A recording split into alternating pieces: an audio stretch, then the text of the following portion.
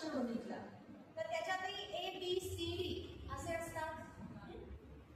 प्रत्येक जोडीमध्ये 3 जोड्या ह्या चुकीच्या दिल्या असतात डेलिबरेटली आणि करेक्ट जोडी ओळखायची असते. ते असं असतं. तिथे फक्त ABCD च्या समोर जोड्या दिलेल्या असतात आणि त्यातली चूक जोडी ओळखा. म्हणजे प्रश्नात नक्की काय विचारलंय हे आधी समजून घ्यायला लागतं आपल्याला. चूक जोडी ओळखासाठी पण अशाच पद्धतीच्या जोड्या आपल्याला येतील. व्यक्ती आणि पुस्तकं, व्यक्ती आणि संघटना. पुन्हा पुस्तक म्हटल्यानंतर त्या स्कूल ऑफ थॉट 10वीच्या पुस्तकाचा विचार करायचा झाला तर तिथे विचार प्रवाह पण आहे. उदाहरणार्थ स्वातंत्र्यापूर्वीचे 3 इतिहास लेखनाचे प्रवाह आहेत, स्वातंत्र्यानंतरचे 3 आहेत. तुमचे पाठ झालेत, 10वीचं पुस्तक पाहिलंय. प्रॉमिसिंगली हो येत नाहीये. किती जण प्रॉपर हिस्ट्री वाले आहेत मला माहिती नाहीये, पण जरूर पहा. आपण इयत्ता वाईज जाणार आहोत त्याही वेळेला आपण म्हणजे मी त्यावेळेला हे बोलतेच आहे. ठीक आहे. आता पहिला प्रकार मी काय सांगितला, गाडलेल्या जागा घरांसारखा. दुसरा जोडीचा प्रश्न. तिसरा चूक जोडी ओळखाचा प्रश्न. आता पुढचा प्रश्न जो आहे तो आहे विधान आणि कारण. एक विधान दिलेलं असतं, एक त्याचं कारण दिलेलं असतं. Statement, reason. आता त्याचे पर्याय तुम्हाला विचारले जातात. सॉक्रेटेरियन मेथड इथे वापरायची. Statement A is correct but reason is wrong. Statement A is incorrect but reason is correct. Both statement and reason are incorrect and both statements and reason both the statements are correct. असे 4 पर्याय असतात. म्हणजे पुन्हा तिथे घटना आणि त्या घटनेचा कार्यकारण संबंध सॉक्रेटेरियन मेथड वापरायची. काही वेळेला काय असतं, घटना बरोबर दिलेली असते पण त्याचं कारण हे तिथे दिलेलं नसतं. सायन्स मध्ये गतीचा 3रा नियम आहे. तो every action there is equal and opposite reaction. बरोबर ना? तसंच इतिहासामध्ये पण आहे. इतिहास ना घटनांपेक्षा प्रक्रिया म्हणून बघायचा. प्रक्रियांचा इतिहास. ते ब्रिटिश भारतात आले, जसे भारतात आले तसेच अमेरिकेत पण गेले, तसेच आफ्रिकेत पण गेले, तसेच ऑस्ट्रेलियात पण गेले. जसे भारतात आले, मी काय म्हणते बघा. मग अमेरिकेत काय झालं, त्यांनी पण भारतासारखाच विरोध केला का? केला. आपण सांगितलं आम्ही सॉल्टवरचा टॅक्स भरणार नाही, त्यांनी सांगितलं आम्ही चहावरचा टॅक्स भरणार नाही. घटना सेम आहेत ना सगळीकडे मोर ऑर लेस. आम्ही सांगितलं की आम्ही शेतीवरचा टॅक्स भरणार नाही, आमच्या शेतीचा ऱ्हास झालाय तुमच्यामुळे. त्यांनी सांगितलं की तुम्ही आम्हाला चहा प्यायला कंपल्सरी करताय, आम्ही चहाच पित नाही, आम्ही कॉफी पिऊ. लक्षात घ्या, to every action there is equal and opposite reaction. एक घटना घडलीये कॉलोनायझेशन, ते अमेरिकेत झालंय, ते आफ्रिकेत झालंय, ते आशिया खंडात झालंय, ते ऑस्ट्रेलियात झालंय. सगळीकडे त्याला इक्वल अँड अपोजिट रिएक्शन झाली. म्हणजे अन्यायी सत्तेला विरोध सगळीकडे झाला. अमेरिकेत झाला, आफ्रिकेत झाला, आशिया खंडात झाला, ऑस्ट्रेलियामध्ये पण झाला. हे एकदा लक्षात घेतलं ना, घटना आणि कार्यकारण संबंध. म्हणजे आपल्याला इव्हेंट्स आणि त्याची रिझन्स संबंध काय आहे, लॉजिक काय आहे त्याच्या मागे. जर का घटना दिली त्यांनी पण त्याचं रिझन करेक्ट दिलेलं नाहीये तर मग आपला पर्याय कुठला होईल, statement is correct but the given reason is wrong. हे 4 पर्याय दिलेत तुम्हाला, ते समजून घ्यायचं. ठीक आहे. आता पुढचा जो प्रश्न आहे तो आहे क्रोनॉलॉजीवरचा प्रश्न, कालानुक्रम. मी आत्ताच सांगितलं की आपण काही सालांवरचे प्रश्न विचारणार नाही, पण कुठल्याही 4 घटना तुम्हाला दिल्या आणि आता कसा तो प्रश्न देतात बघा. 4 किंवा 5 घटना देतात.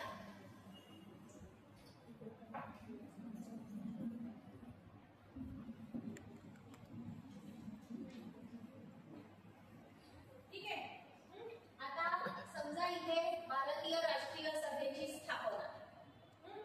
मग दादाभाई नौरोजी यांनी स्प्रेड ऑफ वेल्थ थिअरीचा सिद्धांत मांडला. मग लोकमान्य टिळकांनी चतुसूत्री दिली.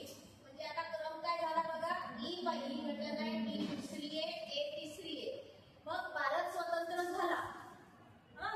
म्हणजे सी सगळ्यात शेवटी असणार.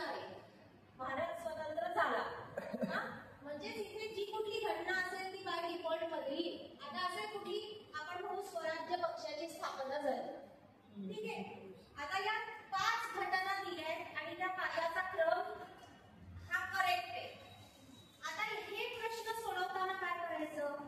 मला साल माहिती नाहीये रफली.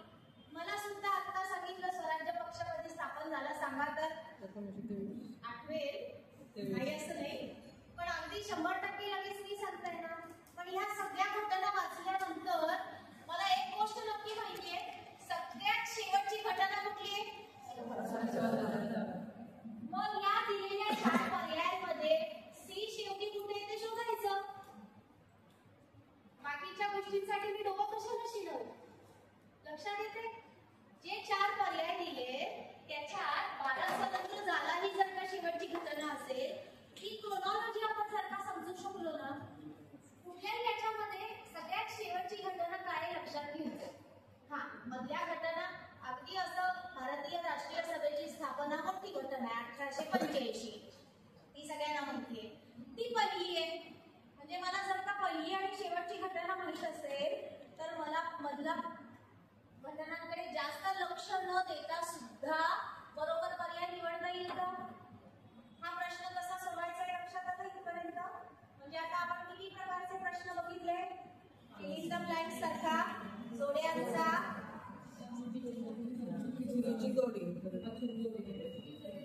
चूक जोडी, ओळखा सुद्धा येईल किंवा योग्य जोडी हे पर्याय ओळखा सुद्धा येईल. क्रोनॉलॉजीचा प्रश्न. आता पुढचा प्रश्न आहे तो म्हणजे डायग्राम वरचे प्रश्न. हे जास्त करून नागरिकशास्त्र आणि भूगोलामध्ये येतात. नागरिकशास्त्र इतिहासाबरोबरच जातं. मी ते त्याची सुरुवात करायला हवी ती सांगायला पण विसरले. 30 गुण इतिहास नागरिकशास्त्राला असतात, 30 गुण भूगोलाला असतात. प्रश्न क्रमांक 90 ते 120 हे इतिहासावरचे असतात, इतिहास नागरिकशास्त्रावरचे, आणि 121 ते पुढचे 30 हे भूगोलावरचे असतात. ते रॅन्डमली बदलून येतात तुम्हाला, म्हणजे पुढच्या मागच्या मुलांचा क्रम सेम नसतो त्या प्रश्नांचा. हा इतिहासाला 20 प्रश्न असतात, नागरिकशास्त्राला 10 प्रश्न असतात. त्यातला आपण 6वी, 7वी, 8वी चा विचार केला तर ते पुस्तक नागरिकशास्त्र आहे. 9वी, 10वी, 11वी, 12वी हा विचार केला तर तेच सेम पण राज्यशास्त्र म्हटलं जातं. आता हा शिफ्ट का झालाय हे माहितीये का तुम्हाला? नाही माहिती? त्या पुस्तकाच्या प्रस्तावनेत लिहिलेलं आहे इयत्ता 9वीच्या. प्रस्तावनेपासून पुस्तक आपण वाचलं पाहिजे याचं एक उदाहरण तुम्हाला सांगते की सिविक्स ही कल्पना जी आहे ना ती ब्रिटिश कालीन आहे. बघा, ब्रिटिशांनी आखून दिलेली शिक्षण पद्धती आहे, तीच आपण फॉलो करतोय.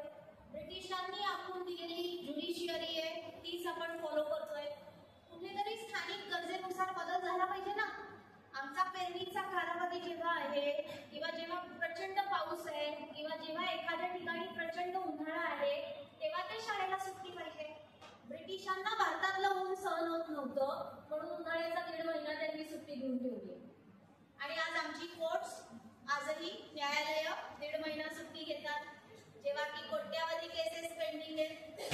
मग आता हा बदल व्हायला गरजेचा आहे का नाही? याला चांगली फ्रेज नाहीये पण कॉलोनियल हँगओव्हर असं म्हणतात. We are not out of colonial hangover yet. British कालीन आता 75 वर्ष झाली तरी आपण आपला असा काही विचार करतोय का? ब्रिटिशांची इच्छा काय होती? त्यांना नागरिक हवे होते. कसे? झापडं लावले है ना, जितना कहा गया है उतना करो, अशी लोक त्यांना हवी होती. राज्यकर्त्यांनी सांगितलेलं ब्लाइंडली फॉलो करणारी लोक त्यांना हवी होती. आता आपल्याला तशी लोक हवी आहेत का? आपण म्हणतो आपण डेमोक्रेसी जगातली सगळ्यात मोठी. डेमोक्रेसीत सगळ्यात महत्वाचं कोण असतं? लोक. पण नुसते लोक कसे? कोणते? पण नागरिक महत्वाचे. पण कसे? जागरूक नागरिक. म्हणजे जागरूक केव्हा बनतील? हे पा उदाहरण सांगते. आता एकाला रस्ता शोधत आले, मी तुमच्या कॉलेजला पहिल्यांदाच आले आणि आय वॉज लाईक खूप कचरा ठिकठिकाणी आहे ह्या रस्त्याला जास्त. मला थोडंसं जरा गावाच्या त्या बाजूची सवय असल्यामुळे डेक्कन आणि त्या एरियात तुलनेने एवढा कचरा नाही दिसत रस्त्याला तरी या बाजूला जास्त. मनात पहिला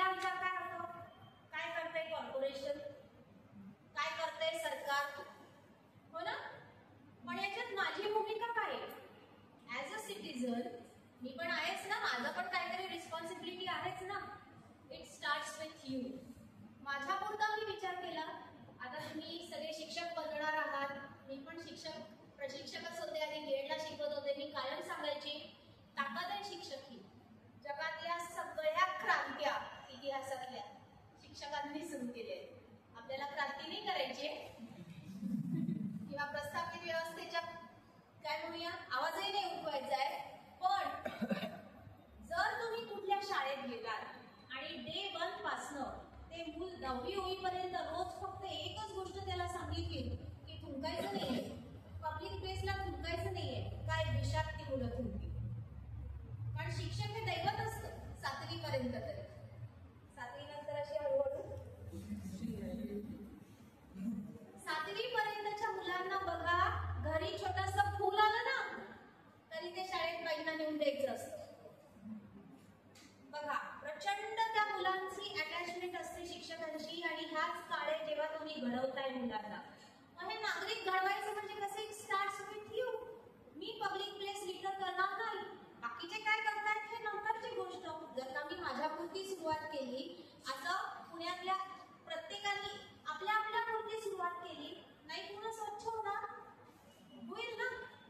म्हणजे हा जो शिफ्ट आहे की नाही, पॅराडाईम शिफ्ट आहे हा, की ब्रिटिशांना नागरिक हवे होते, ब्रिटिश पद्धतीने वागणारे, त्यांना फॉलो करणारे. आता आपल्याला नागरिक हवे सगळ्या लोकशाही पद्धतींमध्ये, सगळ्या लोकशाही प्रक्रियांमध्ये सक्रिय सहभाग घेणारे. म्हणून आपण त्याला आता राज्यशास्त्र म्हणतोय. सिव्हिक्स म्हणजे फक्त नागरिक नाही आपल्याला घडवायचे. आपल्याला नागरिक कसा पाहिजे, ज्याला पॉलिटी माहिती पाहिजे, ज्याला ऍडमिनिस्ट्रेशन माहिती पाहिजे, ज्याला ट्रान्सपरन्सी माहिती पाहिजे, ज्याला इन्स्टिट्यूशन्स माहिती पाहिजे. आपण लोकल सेल्फ गव्हर्निंग बॉडीज पासून शिकवतो, इन्स्टिट्यूशन्स वेगळ्या वेगळ्या. त्या आपल्या देशाच्या हायएस्ट कुठल्या काय अपेक्स बॉडी, पार्लमेंट, आणि त्याच्याही वरती राष्ट्रपती है ना. म्हणजे ही जी सगळी आपली सिस्टीम आहे आणि इतर देशांच्या सिस्टीम्स आहेत, समजा युनो आहे, आंतरराष्ट्रीय संघटना आहेत वेगळ्या वेगळ्या. मग यात आपली भूमिका काय. आता आपण म्हणतो ग्लोबल सिटिझनशिप आहे. अफगाणिस्तानातील मलाला शाळेत जाऊ शकत नाही हा निम्म्या जगाचा प्रश्न आहे आता, है ना. कारण त्यांच्या हातातला मोबाईल. आता जग जवळ आले. मार्शल मॅकलुहान म्हणून सोशलॉजिस्ट आहेत, इतिहासकार पण आहेत. ते म्हणतात whole world is global village नाव. ग्रामीण भागात कसं व्हायचं, पाहुणा आला की त्याला घालवायला, ही ग्रामीण भागातली फ्रेज आहे बरं का, पाहुणा घालवणे. शहरात नसतं फार, म्हणजे त्याला बाय बाय म्हणायला निम्म गाव त्याला जायचं. आता पुण्यात जर का असं ठरवलं पाहुण्याला घालवायला, अवघड होऊन जाईल ना. पण तुमच्या हातातल्या मोबाईलने तुम्हाला संधी दिलेली आहे. आता ग्लोबल सिटिझनशिप कडे तुम्ही चाललाय. ओझोन लेअरला काय म्हणूया डिप्रेशन झालंय, त्याला भोग पडलाय आणि अतिनील किरण पृथ्वीवर येत आहेत. मग ते असं नाही म्हणत की भारत फक्त जास्त पोल्युशन करते तर भारतावरती जरा अतिनील किरण जास्त पाठवा, असं नाही होणार. किंवा भारत पोल्युशन करत नाहीये मग भारतावर थोडे कमी पाठवा, असं नाही होणार. आता हा प्रॉब्लेम सगळ्या जगाचा आहे. जपाननी समुद्रामध्ये सगळी त्यांची ई वेस्ट डंप केली. तुम्हाला माहितीये रिसेंटली ईव्हीएस मधला प्रश्न आहे हा. हाही सिव्हिक्सचा पण प्रश्न आहे. भूगोलात पण हा विचारला जाणार, ओला कचरा कोरडा कचरा. जपाननी त्यांची सगळी ई वेस्ट समुद्रात डंप केली आणि ते जे मासे मृत्युमुखी पडले ते येऊन धडकले भारताच्या किनाऱ्यावर.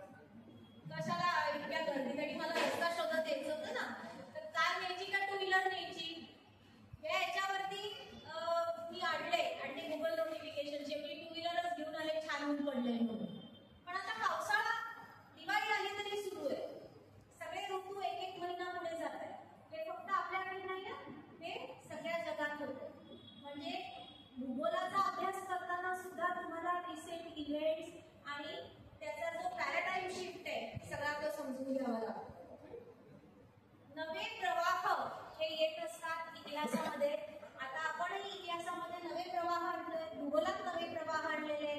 आपण म्हणतो इतिहासामध्ये की राजा काय करत होता आणि हा राजानंतर तो राजा आला. त्या राजाच्या कालखंडात सर्वसामान्य माणसाचं जीवन कसं होतं ते सांगा. लक्षात येते ते काय खात होते, त्यांचा पेहराव. Where they happy at the end of day. Are we happy? काय वाटतं तुम्हाला? आपण आनंदी लोक आर वी हॅपी? नाही आहोत. मी जेवढं काम करतेय तेवढा मला मोबदला मिळतोय का? कामाच्या ठिकाणी जाण्याचा माझा संघर्षच म्हणायला पाहिजे ना. सोपा आहे का कठीण आहे? मला मिळणारं अन्न सकस आहे का निकृष्ट आहे? मला मिळणाऱ्या मेडिकल फॅसिलिटीज, बघा हॅपीनेसच्या इंडेक्सच्या बऱ्याच साऱ्या गोष्टी आहेत. मग हा सगळा विचार आपण केला पाहिजे. आणि याच्यात सरकार माझ्यासाठी काय करते का? काही सरकार कष्टाळू होते, न कंटाळता काम करणारे लोक होते. Was it easy for them इथे येऊन राहणं? सोपं नव्हतं. इथला प्रचंड उन्हाळा, इथे मलेरियाचे डास होते, इथे प्रचंड मलेरियाचा प्रादुर्भाव होता, इथे प्लेग सारख्या साथी होत्या. आणि बिचारे ब्रिटिश समजा वेस्ट कोस्टला उतरले तर किती लँग्वेजेसची डील करतायत बघा. फक्त वेस्ट कोस्ट, गुजराती, मराठी, कानडी, हा बोलत मराठीचे मोरलेस, कानडी, हा आणखी तमिळ, तेलगू. ईस्ट कोस्टला उतरले का बंगाल पासून केरळ पर्यंत किती लँग्वेजेस आहेत बघा. म्हणजे व्यापार त्यांना करायचा तर इतक्या लँग्वेजेसची डील करायचंय, इतक्या उन्हाळ्याची डील करायचंय, डासांशी डील करायचंय. बरोबर ना? सोपं आहे. तरी ते इथे राहिले. 150 वर्ष त्यांनी स्वतःला इथे रुजवलं. आणि जो भारत कॉटनच्या निर्यातीसाठी ओळखला जात होता, हळूहळू परिस्थिती अशी आणली की बाजारात कापड खरेदी करायला गेल्यावर फक्त मँचेस्टर कॉटनच अवेलेबल होतं. मँचेस्टर कॉटनचा मराठी अपभ्रंश मांजरपाट. मँचेस्टरचा अपभ्रंश मांजरपाट.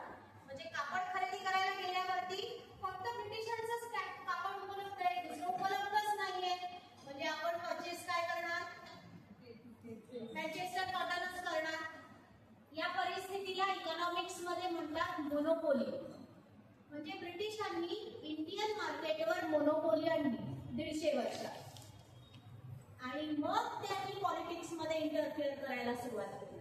मग त्यांनी बंगालच्या नवाबाला मदत केली, मग कर्नाटकात नवाबाला मदत केली, मग मराठ्यांना त्यांच्या भांडणाऱ्या 2 गटांना मदत केली. लक्षात येते? मग आता ही घटना रिपीट होते नाही होते. तुम्ही दिवाळी साजरी करणार, दिवाळीचे आकाश कंदील, तुमच्या हातातला मोबाईल, घरातला टीव्ही, चिनी, साखर. 80% कन्स्ट्रक्शन मटेरियल, बिल्डिंग बांधतोय ना आपण एवढ्या, 80% कन्स्ट्रक्शन मटेरियल चीन मधून येते. खेळणी. आणि हा मनुष्य स्वभाव आहे. मी बाजारात खरेदी करायला गेल्यावर मला कोथिंबिरीची एक जुडी 10 रुपयाला आहे, दुसरी 15 रुपयाला आहे. 10 वालीच घेणार. हा मनुष्य स्वभाव आहे. हा, जर का भारतीय वस्तू महाग आहेत चिनी वस्तूंच्या तुलनेत, तर आपण चिनी वस्तूच खरेदी करतोय. Let us agree to it. एक स्टेज अशी येईल की ते आपल्याला डॉमिनेट करतील, आपली इकॉनॉमी डॉमिनेट करतील, मोनोपोली आणतील. मग आता आपण नवीन पॉलिसी काय म्हणतीये? Made in India. आपला विरोध चिनी वस्तूंना नाही. चिनी कारखाने आमच्या देशात उभे करा. आता होतंय काय? कारखाने कुठे आहेत? कोणाच्या हाताला काम मिळतंय? प्रॉफिट कुठे जातंय? भारतात कारखाना उभा राहिला तर काय होईल? कुणाच्या हाताला काम मिळेल? भारताचा पैसा भारतात राहील. लक्षात आलं? Paradigm shift. म्हणजे अशा पद्धतीचे प्रश्न जर का आपण म्हणतोय हिस्ट्री रिपीट्स हरसेल्फ, इतिहासाची पुनरावृत्ती होते, इतिहास पुन्हा पुन्हा तसाच घडतो, मग इतिहासातून आपण जागा व्हायचं का नाही? म्हणजे उद्या तुम्हाला कोणी विचारलं की इतिहास का शिकायचा, तर उत्तर देता आलं पाहिजे आपल्याला की आपण भूतकाळात ज्या चुका केल्या आहेत त्या एलिमिनेट करायच्या आहेत, आता त्या टाळायच्या आहेत. आपण पुन्हा असं नाही कोणी म्हणू शकणार की आज माझ्या देशासमोर जे सगळे प्रॉब्लेम्स आहेत ते सगळे 100% इतिहास सॉल्व्ह करू शकतो, असं नाही होणार. पण निदान त्या प्रॉब्लेमचं रूट कॉज काय आहे हे इतिहास नक्की सांगू शकेल. ठीक आहे, म्हणजे आपल्याला इतिहासाचा जो घटना कारण परिणामचा त्रिकोण आहे तो नीट लक्षात घ्यायला लागतो. घटना ही दृश्य स्वरूप असतं, त्या घटनेचं काहीतरी कारण असतं आणि त्या घटनेचे काहीतरी परिणाम होतात. ती घटना घडून जाते आणि या घटनेचे परिणाम म्हणजे पुढची घटना असते. लक्षात घ्या, ही पुढची घटना बनली, या घटनेचं कारण म्हणजे ही पहिली घटना असते आणि त्याचे काहीतरी परिणाम असतात. हा त्रिकोण सतत पुढे चालू राहतो. हे लक्षात घेतलं ना की आपल्याला इतिहासातले प्रश्न सोडवणं सोपं जातं. उत्तर डोळ्यासमोर आहेत, आपल्याला आठवायची नाहीये. इतिहास म्हटलं ना की काहीतरी असं कंटाळवाणं किंवा असं होतं, तर तसं करायचं नाहीये. उत्तर समोर आहे, करेक्ट उत्तर शोधायचे आणि ते शोधण्यासाठी आपण इव्हेंट म्हणून ते समजून घेतलं पाहिजे, घटना म्हणून ते समजून घेतलं पाहिजे. आता पुढचा प्रकार आहे तो म्हणजे चित्र किंवा आलेख. भूगोलामध्ये आलेख असतात, भूगोलामध्ये चित्र पण असतात, भूगोलामध्ये समताप रेषा किंवा माहिती ना समान तापमानाची रेषा किंवा वासकुंकुट सारखं किंवा ते जे वारे वाहतात अशी चित्र तुम्हाला देतील आणि त्यावरचेही प्रश्न विचारतील. मूळ इतिहासात चित्रावरचे प्रश्न नाहीये, पण नागरिक शास्त्रात आहे. ते जे सिम्बॉल आहे, युनोचा सिम्बॉल आहे किंवा WHO चा आहे, वर्ल्ड हेल्थ ऑर्गनायझेशनचा आहे किंवा सार्कचा आहे. वेगळ्या वेगळ्या ज्या प्रादेशिक संघटना आहेत ना, अँझूस आहे, 9वीच्या पुस्तकात त्यांचा सगळ्यांचा उल्लेख आहे. सिएटो, नाटो, अँझूस या सगळ्या संघटना आणि त्यांचे सिम्बॉल. तर ही संघटनेचं नाव ओळखा.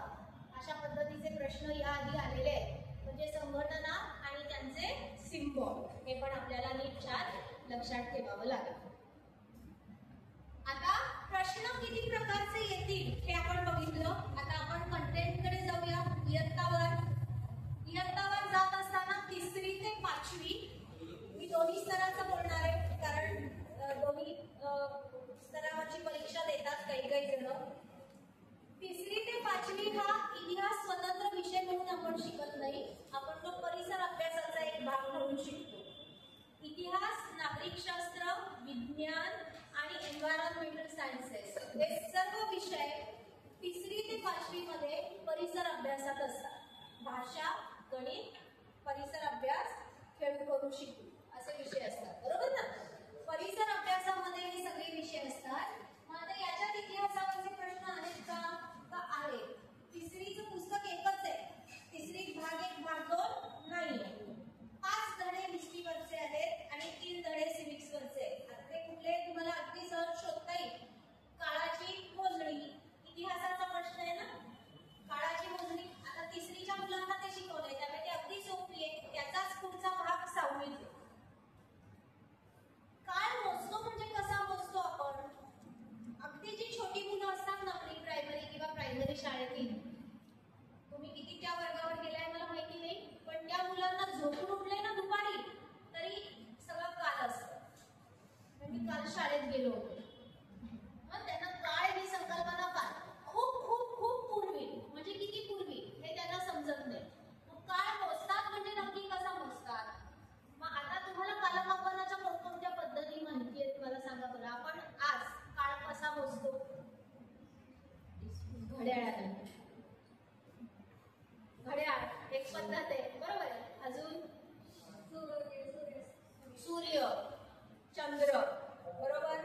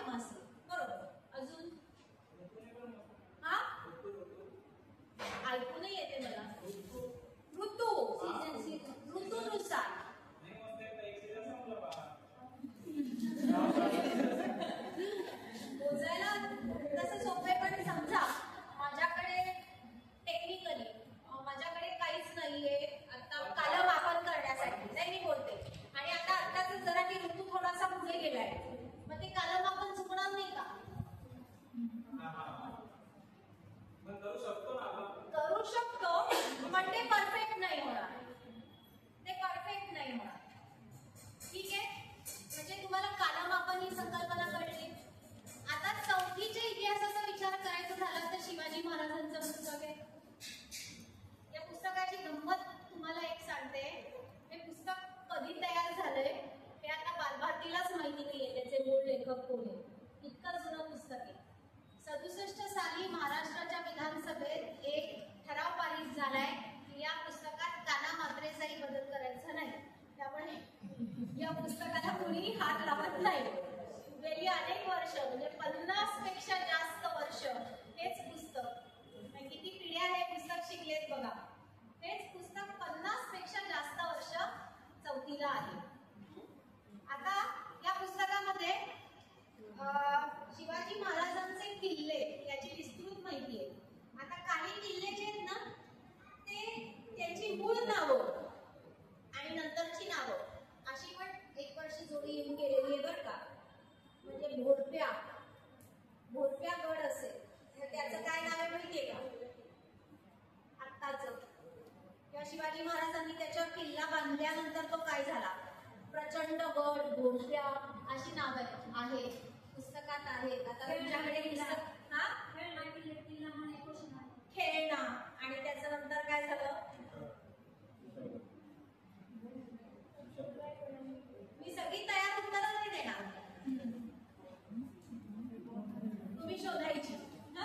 म्हणजे या पुस्तकामध्ये घटना खूप साऱ्या दिलेल्या आहेत, नद्या दिलेल्या आहेत, कुठल्या नदीच्या खोऱ्यात कोणती गोष्ट.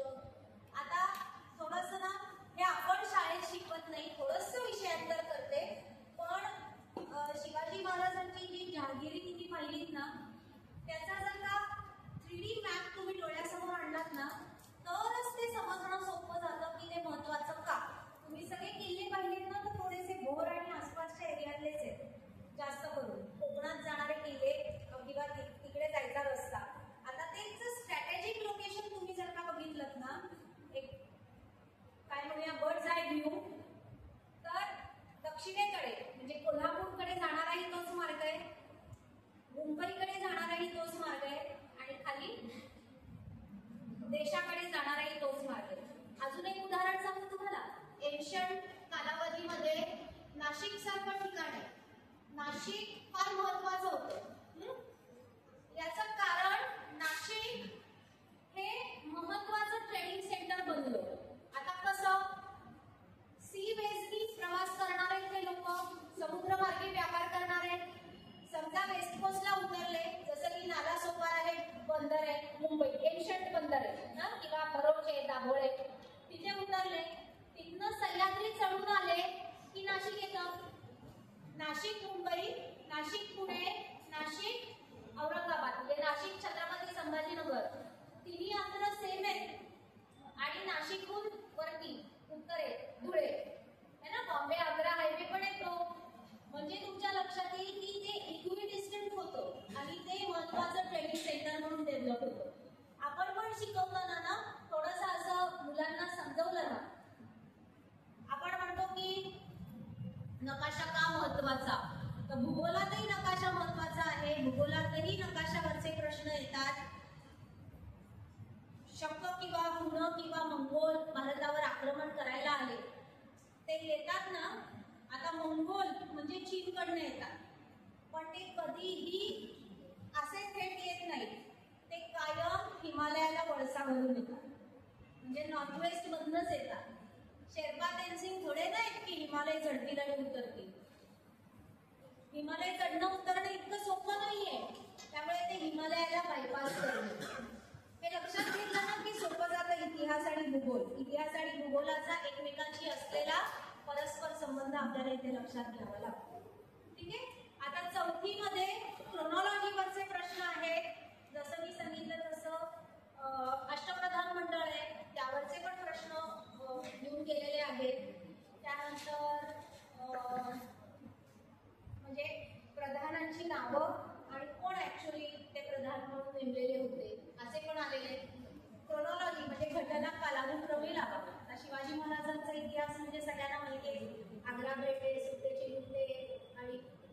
फाउंडेशन आहे, सगळ्यात शेवटची कार्नेटिक कॅम्पेन आहे.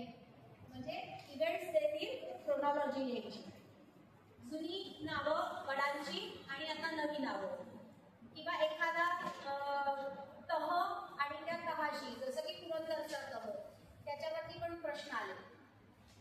पॉलिसीजवरचा प्रश्न, शिवाजी महाराजांनी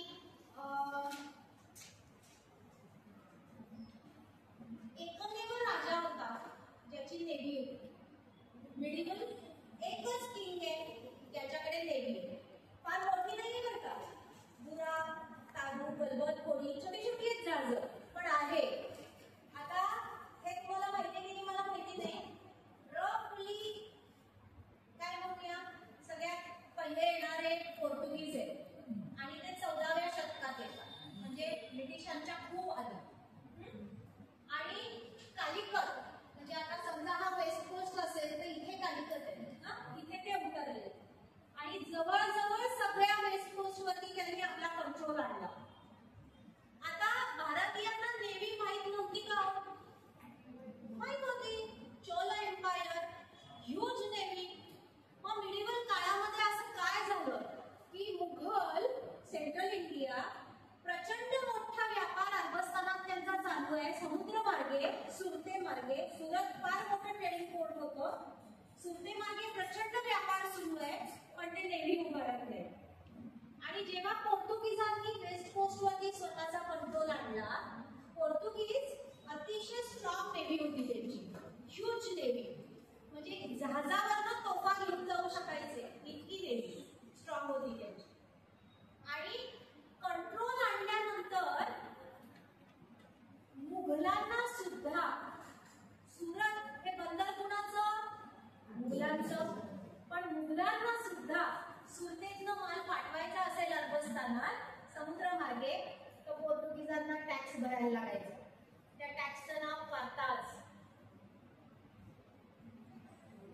आता याचाच पुढचा आणखी एक हे सांगते तुम्हाला. गांधीजींनी मीठ उचललं आणि सत्याग्रह सुरू केला. मीठच का हो? सिंबॉलिक आहे मीठ, पण मीठ कशाचं सिंबॉल? बर, एवढं एकच आहे त्याचं इंडिकेशन.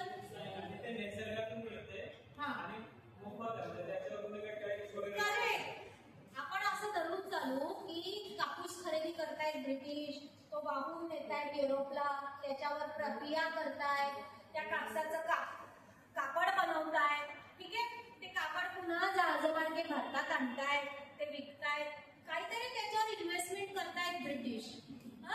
पण ज्या वेळेला समुद्र किनाऱ्यावरती सॉल्ट पेन मध्ये सॉल्ट तयार होतंय, काय इन्व्हेस्टमेंट केली ब्रिटिशांनी? समुद्र किनारा कुणाचा? आमचा. आणि आम्हालाच तुम्ही म्हणताय तुम्ही तिथे जायचं नाही आणि पुन्हा तिथं तयार केलेलं मीठ इतकं महाग विकताय. पण मीठ ही गोष्ट अशी आहे की कितीही महाग झालं तरी आपण एक्झॅक्ट हीच पॉलिसी शिवाजी महाराजांनी 16व्या शतकात ओळखली आहे. पोर्तुगीज एरियातनं येणारं मीठ स्वराज्यात विकलं जाऊ नये म्हणून शिवाजी महाराजांनी त्याच्यावर खूप टॅक्स बसवला. आणि आपले जे स्थानिक लोक आहेत, कोळी बांधव आहेत, सगळेच कोळी मासेमारीत नसतात. तुम्हाला माहिती आहे मीठ उत्पादन हा कोळी बांधवांचा पण त्यांचा हँडीक्राफ्ट इंडस्ट्री आहे, त्यांची ती लोकल इंडस्ट्री आहे. आणि त्याच्यावरचा टॅक्स त्यांनी कमी केला. म्हणजे स्वस्त मीठ कुणाचं झालं? स्थानिक लोकांचं. पोर्तुगीज एरियात येणारं मीठ महाग झालं. स्वराज्याला लागून पोर्तुगीजांचा एरिया आहे सगळा, लक्षात घ्या. समजा या वेस्ट कोस्ट वरचा हा इथे महाराष्ट्र आहे असं आपण धरलं तर हा दीव, दमण आणि खाली गोवा. म्हणजे पोर्तुगीज एरियात येणारं मीठ महाग झालं पाहिजे आणि स्थानिक उद्योगधंद्यांना. हे असं बारीक बारीक गोष्टी लक्षात घेतली ना की आपल्याला ते दोनदा येऊन गेलाय हा प्रश्न की शिवाजी महाराजांनी मिठावरती कर बसवले. त्याची कारणं माहिती पाहिजेत ना, किंवा गांधीजींनी मीठच का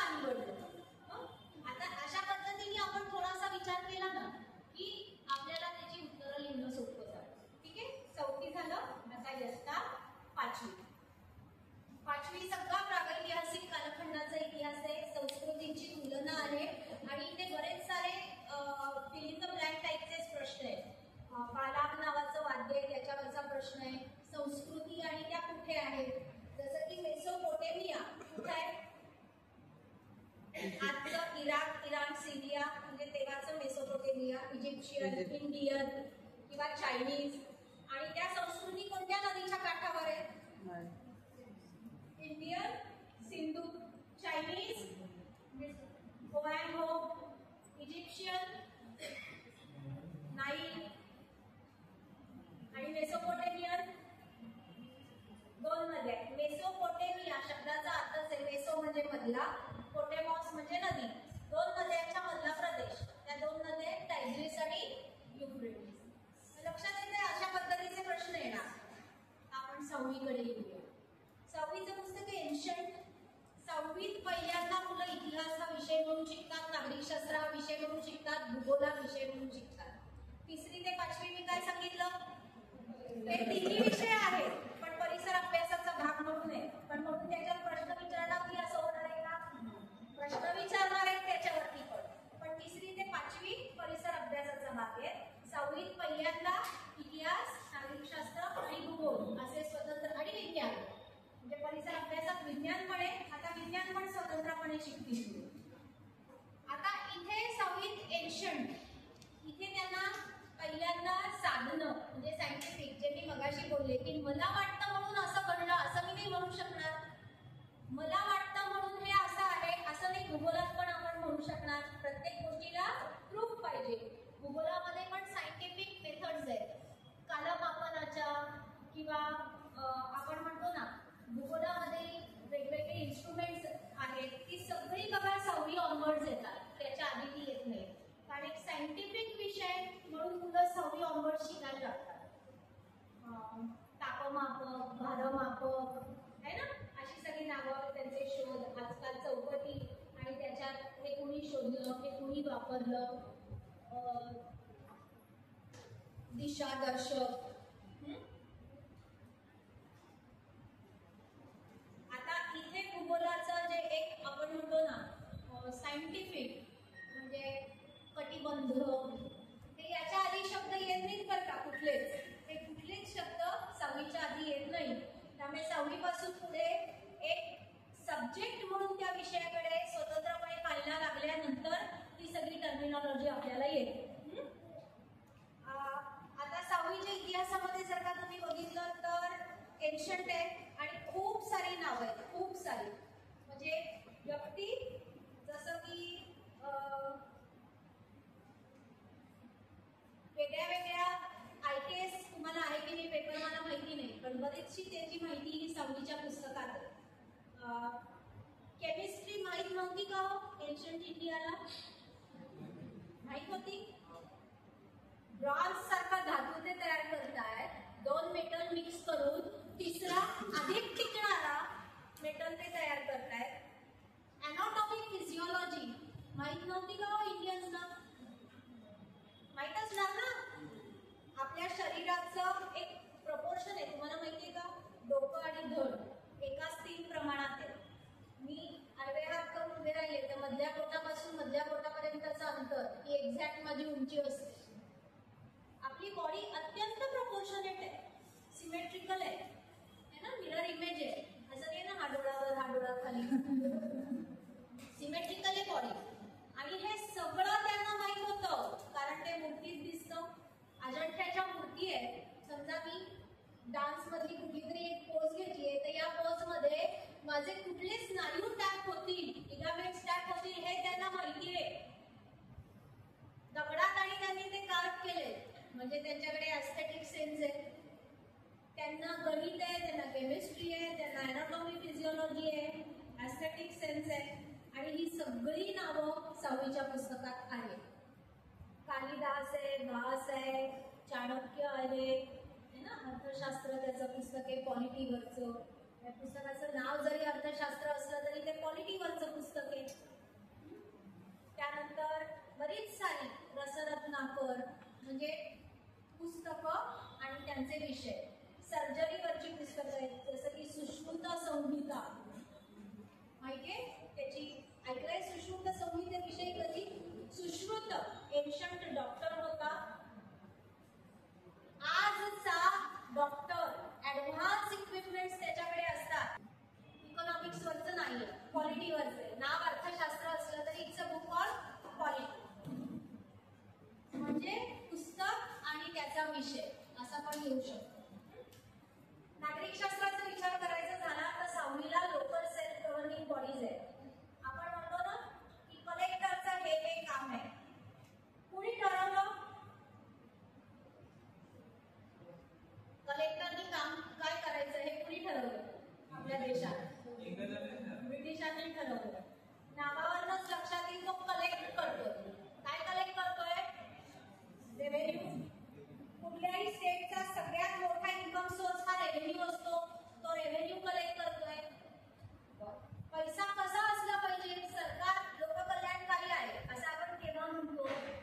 पहा ते पावसाच्या पाण्यासारखं असतं. विज्ञानामध्ये जलचक्र आहे ना, लेणे अनुभवा चित्र. मिडिवल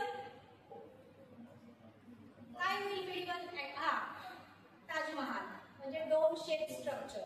हा अजून हा समाध्या, गड किल्ले. अजून शिलालेख एन्शंट. तुम्ही हिस्ट्रीवाल्या नाही आहात, हिस्ट्रीवाल्याच आहात.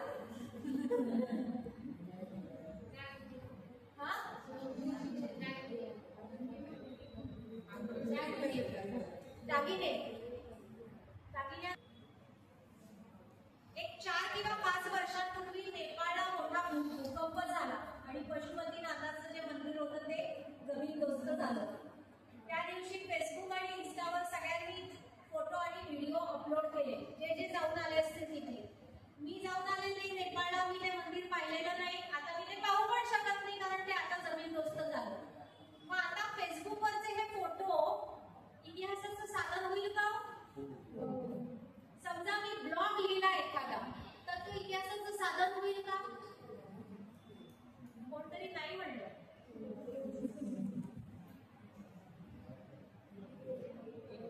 होईल का? नाही होणार. म्हणजे मॉडर्न काळाची इतिहासाची साधनं बदलली, साधनांमध्ये बदल होत गेला. स्टॅम्प आता आपण, तुम्हाला माहितीये का आपल्या चेहऱ्याचा स्टॅम्प बनवता येतो. पोस्टाला ठराविक नाही माहिती. 9वीचं पुस्तक नाही पाहिलं का इतिहासाचं? मी माहिती दिली त्या 9वीच्या पुस्तकामध्ये की आपला फर्स्ट इयरला पाठ नाही झाली. काही हरकत. इयत्ता 3री ते इयत्ता 12वीची पाठ्यपुस्तकं याच्या बाहेर एकही शब्द नाही. आणि जरी तुम्ही पाठ्यपुस्तक पाहिलं नसेल काही हरकत नाही, शिकून तर आलात ना, BA MA तर नक्की झालात ना. त्यामुळे आपल्याला ते एवढं अभ्यास करताना लक्षात ठेवलं पाहिजे. हा पुढे 8वी सगळा स्वातंत्र्य लढ्याचा इतिहास आहे. त्यात मी सांगितलं तसं सगळेच प्रश्न येतात. फिलिंग द ब्लँक, क्रोनॉलॉजी, जोड्या, चित्र, नकाशे, सगळेच प्रश्न तिथे येऊ शकतात. 7वीला नागरिकशास्त्रामध्ये लोकल सेल्फ गव्हर्निंग बॉडीज नंतर वरचा स्तर काय आहे? राज्य, राज्य शासन. राज्य शासनामध्ये किती स्टेट्स आहेत भारतामध्ये? 29 आहेत. 28. रिसेंटली 28 स्टेट झालेत ना आता. स्टेट 28 आहेत आणि 2 वाढले. राज्यांची संख्या 1 कमी झाली, केंद्रशासित प्रदेश 2 वाढले. जुनं नागरिकशास्त्राचं पुस्तक आहे. आता तुमच्या लायब्ररीत कदाचित असेल ती अशी छोटी पुस्तक होती ना एवढी, तर त्या पुस्तकाच्या शेवटच्या पानावर स्टेट्स आणि त्यांच्या राजधान्या ते लिहिलेले आहेत. तर ते सुद्धा भूगोलात सुद्धा आलेले आहे, या स्टेटची राजधानी ही. त्यामुळे ते चांगलं करायचं. स्टेट्स आणि त्यांच्या राजधान्या ते भूगोलात पण येतं आणि ते इतिहासात पण येतं. केंद्रशासित प्रदेश आणि त्यांच्या राजधान्या. स्टेट शासन कसं चालतं? दुसरा स्तर शासनाचा स्टेट आहे. कसं चालतं?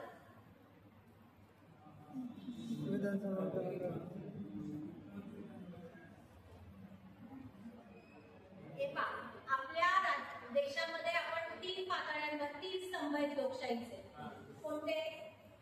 Legislative, executive, judicial. लेजिस्लेटिव्ह आणि एक्झिक्युटिव्ह. एक्झिक्युटिव्ह हा लेजिस्लेटिव्हचा छोटा भाग असतो. आता कसं सांगूया? लेजिस्लेटिव्ह मध्ये कोण येणार आहे? राष्ट्रपती आणि संसद. मग संसदेची 2 भवन, लोकसभा आणि राज्यसभा. एक्झिक्युटिव्ह मध्ये कोण येणार आहे? प्रधानमंत्री, त्यांचं मंत्रिमंडळ आणि ऑपोजिशन पार्टी. ठीक आहे, ऑपोजिशन पार्टी लीडर असं म्हणूया आपण. आता प्रधानमंत्री आणि त्यांचं मंत्रिमंडळ हे बाय डिफॉल्ट संसदेचे मेंबर असतातच ना. त्यामुळे एक्झिक्युटिव्ह हा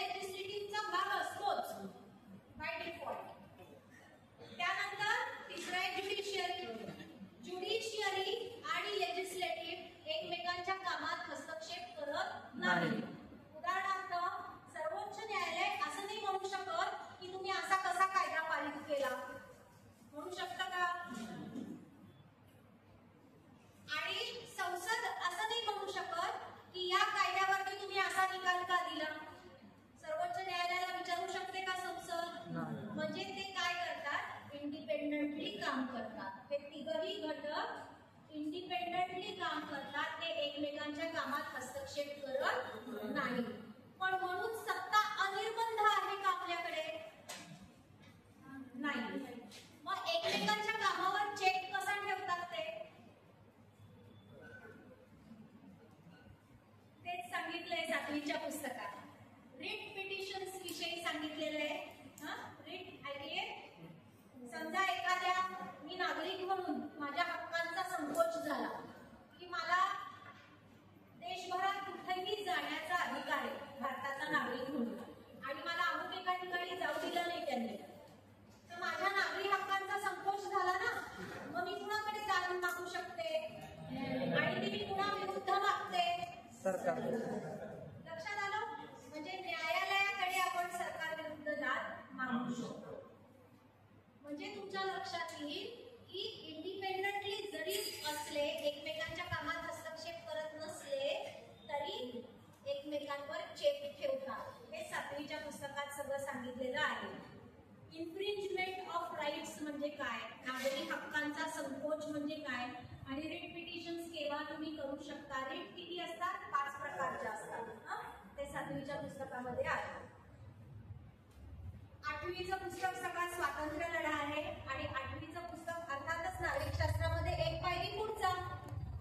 लोकल सेल्फ गव्हर्निंग बॉडीज झाल्या, स्टेट झाल्या, आता कोण असणार? सेंटर. मग सेंट्रल सगळ्या यंत्रणा म्हणजे केंद्र शासन, सर्वोच्च न्यायालय. ठीक आहे. आता 9वी. पहिल्यांदाच या आधी आपण इतिहासामध्ये, आणि भारत स्वतंत्र झाला, इथे थांबत होतो 47 सालाला. पहिल्यांदाच 47 नंतर काय झालं?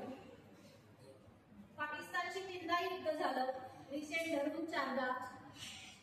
चीनशी एकदा युद्ध झालं, पाकिस्तानशी 4 वेळेला जिंकलो, चीन बरोबर वाईटरित्या हारलो. कधी सांगायचं? Sikkim it was not a state in India. माहित होतं? ते 9वीचं पुस्तक सांगेल. 75 सालापूर्वी सिक्कीम नाही, बाकी सगळे होते, फक्त सिक्कीम नव्हतं. असा नवा इतिहास लिहू नका. आधीच तो काय बघूया. भारताच्या मुख्य भूमीपासून थोडासा काय बघूया वेगळा असलेला भाग आहे, दुर्गम आहे, माउंटेनस टेरेन आहे, त्यामुळे कदाचित तिथे डेव्हलपमेंटल काय रिसोर्सेस ते कमी पोचले जातात, त्यामुळे ते feel that they are left out. पण तसं नाहीये, तो भारताचा अविभाज्य भाग आहे. चीनच्या बाबतीत बोलायचं झालं तर चीनशी आपण बाउंड्री शेअर करतो, अरुणाचल बरोबर. चीनशी जे युद्ध झालं ते चीनचं लष्कर आपल्या देशात ते पेनिट्रेटेड इन अरुणाचल, पण आपल्या लष्कराला ऑर्डर्सच गेल्या नाही. आणि त्यावेळेला आपण पाठवून परिषदेत हिंदी चिनी बाईबाई सारखे कुठला तरी तह साईन करत होतो. म्हणजे ही त्यांची पॉलिसी बघा की एकीकडे हिंदी चिनी बाईबाई सारखा तह साईन करतायत आणि दुसरीकडे आपल्यावरती आक्रमण करतायत. आता ते आत आले, पण आपलं लष्कर मोबिलाईज झालंच नाही, आपल्या लष्कराला ऑर्डर केल्याच नाही, त्यामुळे लष्कराने प्रतिकार केलाच नाही, आणि ते त्यांचेच परत गेले. ते जेवढे आत आले होते तेवढा प्रदेश आमचा असं ते क्लेम करतात, आणि ते भारताला मान्य नाही. हा तो वाद. ती जी रेषा आहे तिला मॅकमोहन रेषा म्हणतात, अशी हातासारखी ती दिसते. अक्साईची आणि मॅकमोहन रेषा. म्हणजे हे 9वीच्या पुस्तकात तुम्हाला समजेल. थोडं इंटरनॅशनल रिलेशन्स कडे ते जाईल. म्हणजे बघा, local self governing bodies, state, centre, आता इंटरनॅशनल, आणि त्याचा पुढचा भाग म्हणजे इंटरनॅशनल ऑर्गनायझेशन आणि त्यातली भारताची भूमिका. जसं मी तुम्हाला सांगितलं सार्क आहे किंवा युनो आहे, WHO आहे,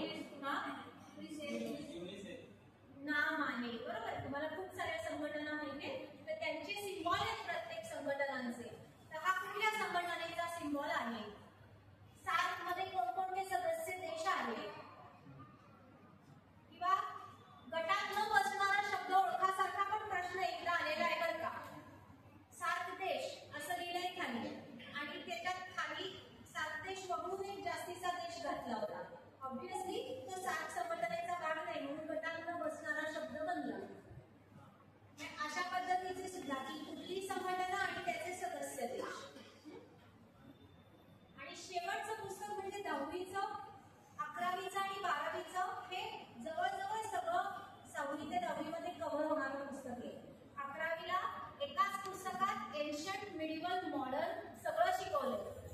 12वीला Indian freedom struggle, 2 world wars आणि कोल्ड वॉर एवढं विचारलं.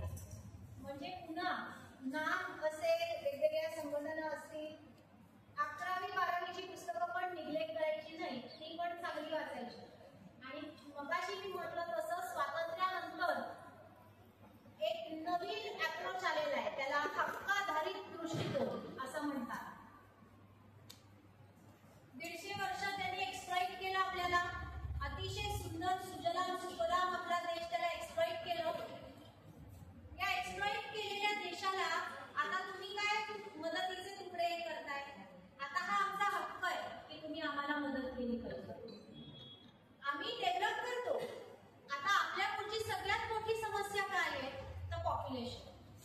आणि ती समस्या आहे स्वॉट अनालिसिस. 9वीच्याच पुस्तकात शिकवलंय भारताचं स्वॉट. पॉप्युलेशन ही आपली स्ट्रेंथ केव्हा बनेल. आणि हाच प्रश्न भूगोलात पण आला होता. मिडिवल 8वी इंडियन फ्रीडम स्ट्रगल, 9वी 2000 सालापर्यंत, 10वी अप्लाइड हिस्ट्री. म्हणजे एका रेषेवर जातो तर भूगोलाचा कॉन्सेंट्रिक आहे. कॉन्सेंट्रिक म्हणजे समजा हवा हा घटक असेल तर हवा किंवा मृदा किंवा खडक हा घटक मुलं 6वीत शिकतात. त्याचा अधिक मोठा भाग 7वीत शिकतात, अधिक मोठा भाग 10वीत शिकतात. म्हणजे युनिट तेच, त्याचा परिघ वाढत जातो, माहितीची व्याप्ती